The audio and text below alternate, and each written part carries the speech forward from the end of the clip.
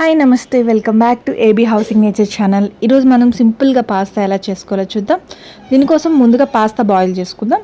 Pasta boil చేసుకోవడానికి ఒక bowl పెట్టుకొని దాంట్లో సరిపడా వాటర్ వేసుకొని కొంచెం ఆయిల్ అలాగే కొంచెం సాల్ట్ వేసుకొని మొత్తం మిక్స్ చేసుకుందాం. వాటర్ కొంచెం బాయిల్ అవ్వగానే దీంట్లో పాస్తా వేసుకొని ఒకసారి మొత్తం మిక్స్ చేసుకుందాం. దీంట్లో ఆయిల్ సాల్ట్ వేయడం వల్ల మెయిన్ యూజ్ ఏంటంటే పాస్తా అనేది విడివిడిగా వస్తుంది, అతుక్కోకుండా.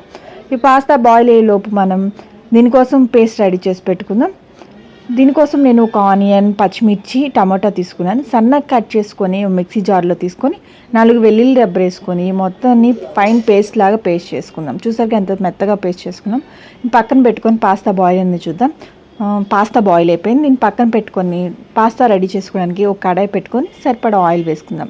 దాంట్లో ఆవాలు, జీలకర్ర వేసుకొని అవి ఫ్రై అవ్వగానే ముందుగానే మనం గ్రైండ్ చేసి పెట్టుకున్న పేస్ట్ వేసుకొని మొత్తం ఒకసారి తిప్పుకొని 2 మినిట్స్ ఫ్రై చేసుకొని పాస్తాకి సరిపడా సాల్ట్, పసుపు అలాగే కారం వేసుకొని ఒకసారి మొత్తం మిక్స్ చేసుకొని పేస్ట్ పచ్చివాసన పోయే వరకు ఫ్రై చేసుకుందాం.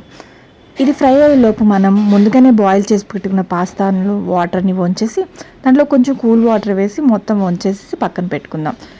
మనం వేసిన పేస్ట్ అంతా ఫ్రై అయిపోయింది. దీంట్లో ముందుగానే బాయిల్ చేసి పెట్టుకున్న పాస్తా వేసుకొని ఒకసారి మొత్తం మిక్స్ అయ్యేలాగా మొత్తం మిక్స్ చేసుకుందాం.